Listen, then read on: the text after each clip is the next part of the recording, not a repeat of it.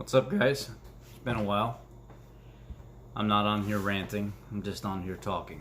Some things that have popped up over the last week or two, and I've been wanting to approach a topic, a subject that's been beat to death over and over again, but from a different perspective. So I've been kind of just sitting back and watching things that were going on and looking at things from many different perspectives. For the most part, everything's been great. I can honestly say that I feel like a lot of the vegan movement and the pushing of people to go vegan has slowed down substantially, just for the simple fact that it's not popping up as much anymore. Not as many people are really talking about it anymore. I have to give thanks to Bobby. From Bobby's perspective, Bobby has done a phenomenal job exposing people. Now, regardless of what Bobby's agenda is, it makes no difference. If the truth is the truth, then you can't hide it. It's the truth. Bobby has went above and beyond to dig and put in countless hours of work trying to show you the people that are the face of veganism on here. And he does a job that nobody could even touch. Frank Tufano does an excellent job educating people on the carnivore diet, and he is by far one of the most knowledgeable people with the research that he does. Not his own research, but with the research that he does, that he provides other people. I think he does a great job doing that. So I want to compliment him on that, and he's actually backed off from a lot of the drama videos and stuff that he's been putting out lately. So I've been watching more of his videos for that fact. I mean, if you back off on that stuff, then I'm going to support you, and I am going to watch your stuff. So I'll play his videos while I'm driving in the car or mowing the grass. I'll have my headphones on or something like that, just to hear what the guy has to say, just to give him that much respect and keep his viewing minutes and stuff up. I feel like it's important. He does a great job, but once this whole I need to be accepted into the big dog circle and everything else happens, and woe is me, and the guy's got a good life right now and he's doing a phenomenal job. He just needs to stay on the Frank train and continue his mission and keep doing what he's doing. I think he does a great job when he does that. But once, the Sean Baker and Dr. Paul Saladino and the Peterson stuff comes into play and everything else, it's when I start to tune out. It's when I want nothing to do with him. But when he is on his game and he's doing his thing, putting out solely his content and not worrying about anybody else, I find that I can stay more focused on that. I've been commenting on Vegan Gains channel, trying to entice some more stuff from him. Recently, he put out a video about debating somebody that's pro-life. How in the world can you be a vegan channel promoting the sentient being, preservation of animals with no nutrient density taken from animal life at all, zero, no death, no nothing, as they call it, rape and torture and things against their will, when you have a child inside a mother, regardless of the circumstance, that's between the mother, the doctor, the family, whatever, for them to decide those types of things. That's not up to anybody else to decide that. Regardless of what my beliefs are or his beliefs are, how do you do the exact opposite of what you stand for? As a vegan, you're supposed to be against no harm, no death, no nothing, no use of animal products, but yet the majority of vegans, in my experience, that I've encountered, have this: if you want to kill a child, regardless of what the circumstances is. If it's inside your belly, it's just nothing but a bundle of cells, and it has no meaning, no life, no nothing, and that's up to the mother to decide whether or not she wants that out of her or wants to let it keep growing inside her. I believe in certain circumstances there are certain situations where you choose. My personal belief, and I don't like to get into a lot of that on this channel, but I'm just going to go with it, is if you're able, if you have a job, if you have a family that has a job, if you've got a good support system, If you've got a good person, your significant other in your life, that has helped you make that child, you're definitely having that child. If it was just irresponsibility, you weren't safe, or you didn't practice safe sex, you didn't use protection in any type of way, maybe even it was an accident between you and your partner, and you have the ability to take care of that child, then you're having that child. If it wasn't because of rape, if it was, and even some people say even if it's rape, they don't believe that it's your right to choose whether or not that child continues to live or not. Some people say that unfortunately the circumstances happen, but they did happen. It's still a life. That child, the doctor, the parents, they have say in that. It's not just the mother. I have a hard time with that situation. If it's rape and it was completely against the mother's will, there's a part of me that says I agree, that's up to her to decide. Then there's another part of me that says a life is a life. And if you're able and you're not sick and it's not going to cause you any kind of health concerns, then you should have the child. But that's just my belief. It's an opinion. To debate somebody on that is absurd. And to be a vegan channel that's completely against death and using animals as nutrition, it sure does seem that vegans are highly, highly, highly for not having children themselves, not procreating, not expanding their family. A lot of the males have very feminine-like quality to them. A lot of them I don't think can have children. A lot of them get vasectomies. They just don't. They're against children in general, it seems, to some extent. I mean, that may be a little far stretched, but that's what it seems. It seems like vegans are like really, really against bringing more children into this world. And they're more for, if you get pregnant, just off the child. That's kind of, the vibe that I get. And I know it's not completely accurate, but that's the vibe that I get. So he wants to debate some guy July 31st that has become pro-life. A young man and his significant other, they weren't ready for it, but they chose pro-life. They chose to have the child, and it worked out well for him. And Vegan Gains has been after this guy, pressuring him to debate him, and now all of a sudden they want to do a debate. And I think it'll be interesting. I hope the guy holds his own. I don't really think that this is something that if you're a nutritional channel and stuff like that, and you want to practice no sentient beings being killed for nutrition, I think it's kind of, sad that you get in front of a camera and say that, no, you should be able to remove that baby from your body if you want. It's your body, it's your life. Well, if that's what you believe, then that's what you believe. I can't say anything more for it, but I can tell you what I believe. And I don't believe that's the situation every single time. I believe there are case-by-case circumstances where that should or shouldn't be allowed. There are plenty of families out there that want children. There are plenty of families out there that want to adopt. There are plenty of families out there that can't have their own children. There are families that are willing to step up and come forward and take care of the child because maybe they want another child. Maybe they miss having children. Maybe, you have grandma or grandpa or something like that are fairly young and can do a decent job, that are in good health, that will take the child, that have different values or morals than you, and they will completely financially support that child and raise it as if it was 100% their own, that they birthed it. There are certain circumstances where I can see it being against what the mother wants. But again, it just shocked me that this was something that was talked about and pushed in a debate style format, that this is going to happen on his channel. And then I made comments in the comment section to his followers about, isn't it kind of funny how a vegan is supposed to be, pro-life for animals and stuff like that, but when it comes to humans, it seems like you just really don't care about humans. It's just all about caring about animals. And of course, in the typical vegan fashion, his followers want to follow up with a statement just like mine. Well, if it's irrefutable that there's no evidence that this, and this, then why should I have children? It's a common thing that they do.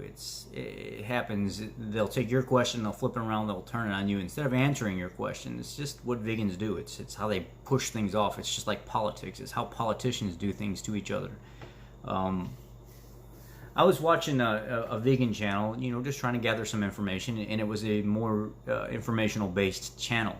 Lots of good information from vegan nutritionists and doctors and stuff like that I'd never seen before. And the ironic thing about it is, towards the end of the video, the person doing the interviewing says, how long have you been vegan? And the vegan nutritionist said, well, it's kind of funny because I'm from Texas and we have a lot of barbecue. I'm not vegan. I'm just a vegan nutritionist. I'm pro-vegan, and that's what I teach people, but I don't practice it.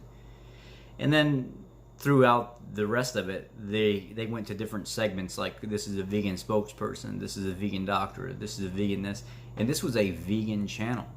And I wish I would have saved the link to it. And it just shocks me how many of these people on this that promote veganism do not follow a vegan diet. They were all like, yeah, I'm not vegan, but I'm pro-vegan.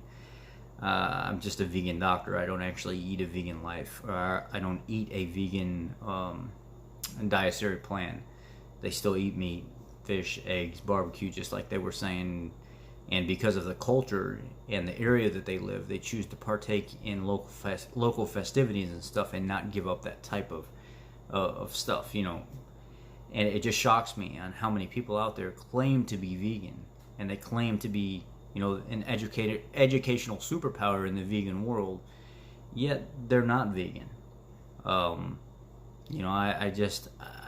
It shocks me how many people believe and latch onto that stuff, but they just don't.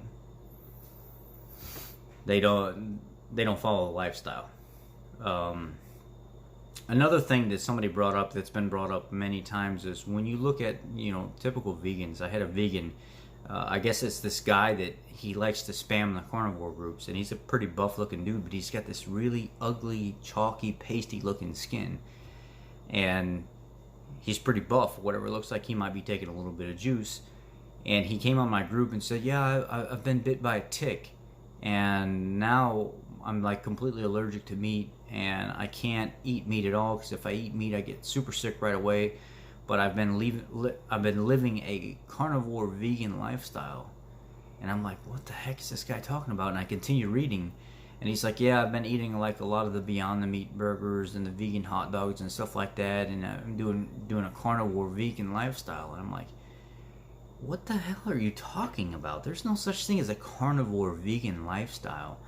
And I'm reading, and it's a bunch of nonsense. I get to the end of it, I'm like, I left a comment in the comment section, so the people in my group that, that see me every day, that see me post every day, and my admin post every day and stuff like that, that I was like, you guys aren't buying this, are you? Seriously, this guy's full of crap. Just like, listen to what he's talking about. He's promoting this carnivore vegan lifestyle, highly processed vegan meat-like products that have 13, 14, 15 different ingredients just to make these products, that have tons of hydrogenated oils and stuff in them, that are full of oxalates and anti-nutrients and stuff like that.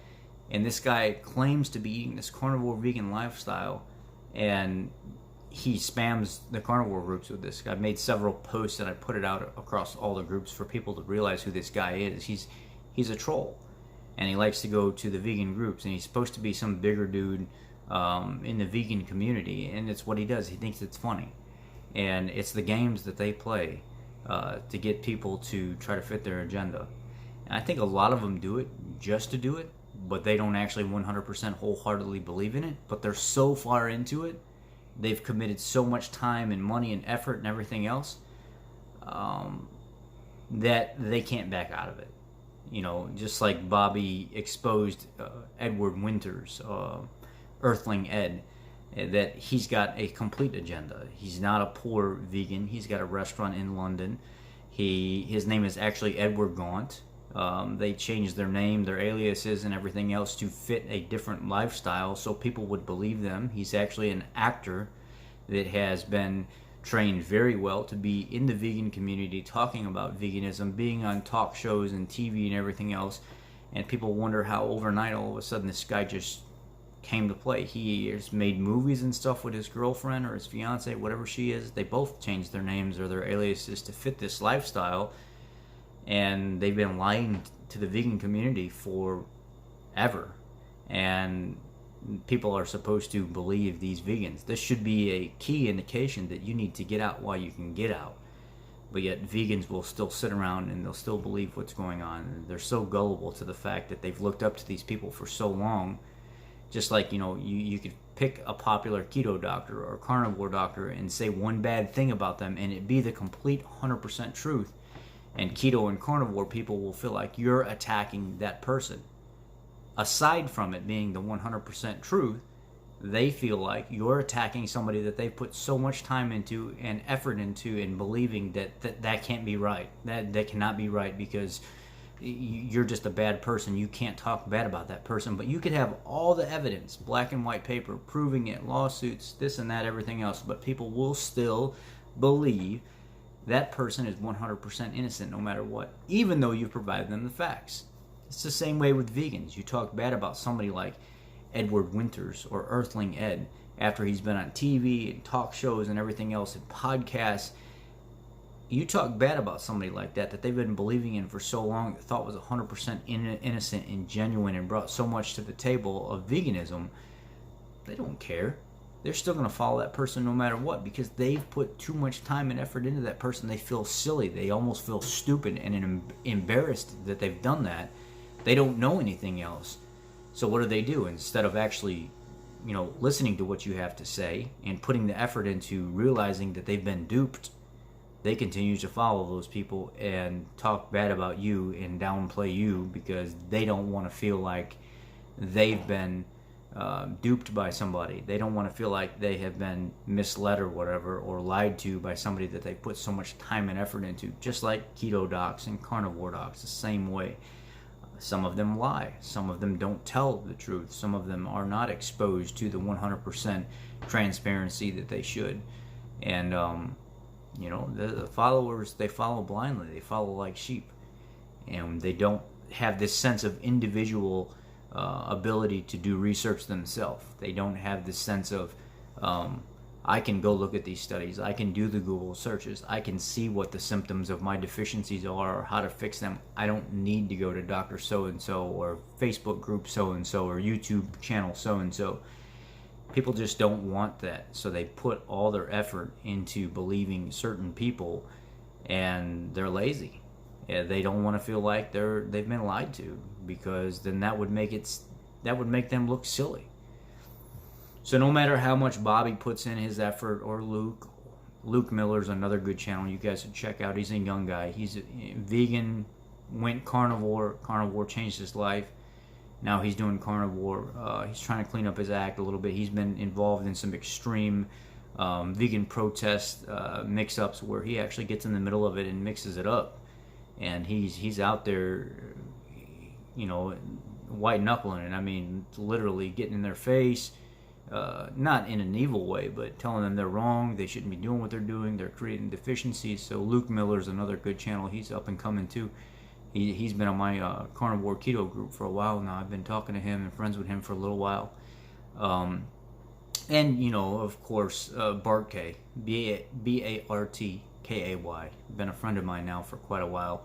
Before he was even anything on YouTube and stuff like that, me and him used to talk and get into it and banter back and forth and stuff like that, until I realized the guy was the real deal. He was actually legit. I put a lot of pressure on Bart to figure out what he was all about before I could actually see that Bart is really sincere about what he does.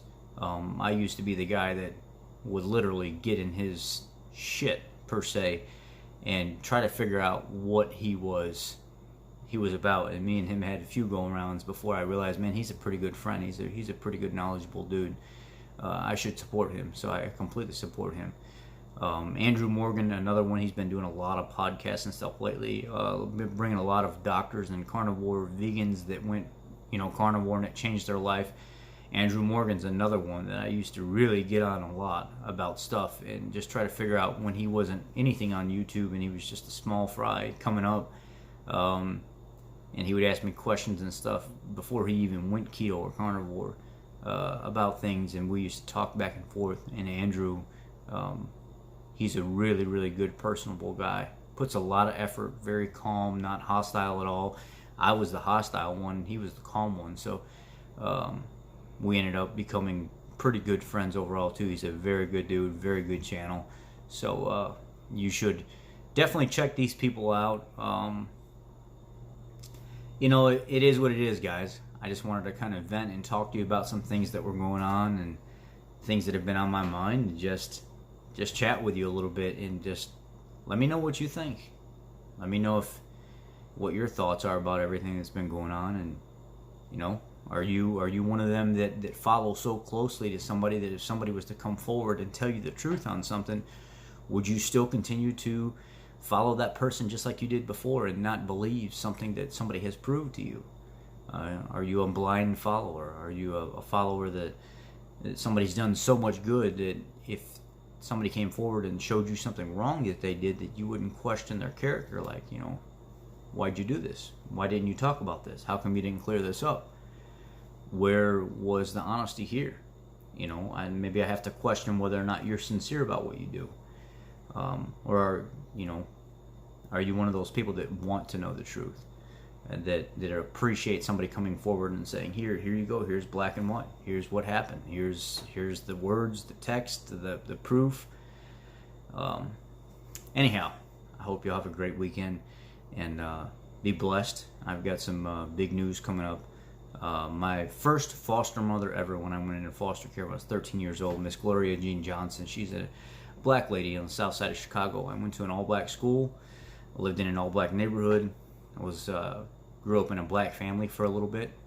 I was the only little blonde-headed kid. The media wanted to be all over it, and she protected me for quite a while, keeping the media away from me and the story and stuff like that, and just really protecting me. For years, I lost her. I didn't know what happened to her. Last time I seen her, I think I was like 20 years old or something.